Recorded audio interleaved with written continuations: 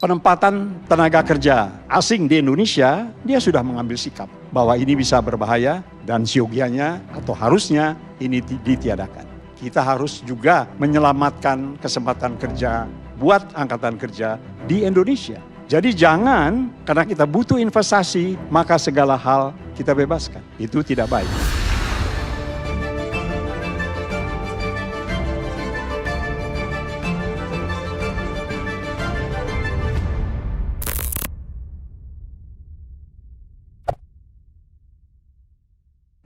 Tenaga kerja asing itu bukan monopoli Indonesia. Pada awal abad 20, Australia menolak secara besar-besaran tenaga kerja asing yang kebetulan datang dari Cina.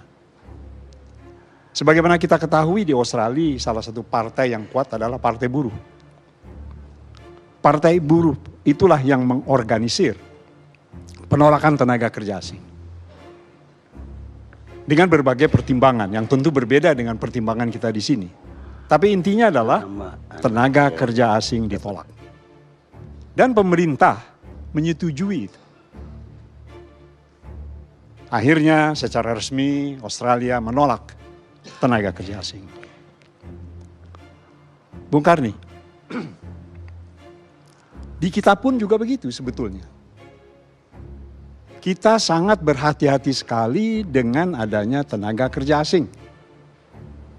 Karena kita tahu kesempatan kerja di Indonesia itu masih terbatas sekali.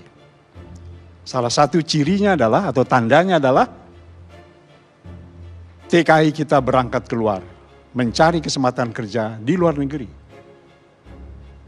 Karena di dalam negeri kesempatan kerja itu terbatas. Tiba-tiba masuk TKA. Maka berbagai pandangan, khususnya dari sebelah kiri saya ini, itu benar adanya.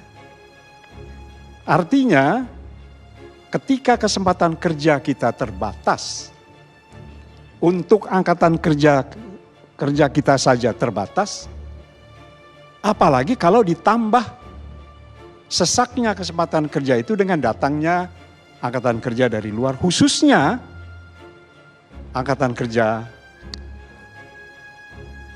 kasar, unskilled dan untrained.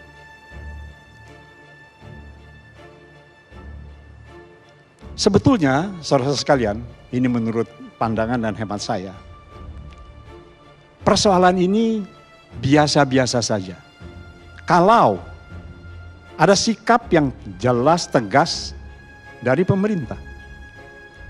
Dan saya berharap, kelak kalaupun akan ditemukan jalan keluarnya, cobalah jangan melibatkan presiden. Seolah-olah kita tidak mampu menyelesaikan perkara ini. Perkara ini bukan kali pertama terjadi. Kita pernah juga mengalami hal yang serupa pada masa-masa yang lalu. Jadi di mana letak persoalan dari persoalan ini? Dari arus masuknya tenaga kerja asing di Indonesia. Saya lihat beberapa rangkaian persoalannya. Pertama, kita tahu ini dikerjakan dengan istilah turnkey project. Pokoknya barang jadi, saya yang buat, saya serahkan. Tapi ada kewenangan dari pemerintah, khususnya Bappenas dahulu, memeriksa semua ketentuan yang ada di dalam turnkey project itu. Dan salah satu hal yang sudah menjadi titik api adalah masuknya tenaga kerja asing. Mestinya di saat itu pemerintah sudah menetapkan bahwa unsur atau masalah tenaga kerja asing yang dibawa dengan proyek turnkey ini dibatasi. Atau dikenakan berbagai ketentuan yang tidak memungkinkan tenaga kerja kita terhambat kesempatan kerjanya. Itu yang pertama. Yang kedua, seharusnya unsur penanaman modal, kementerian atau kantor penanaman modal itu sudah menetapkan. Ketika dia memeriksa penempatan tenaga kerja asing di Indonesia, dia sudah mengambil sikap.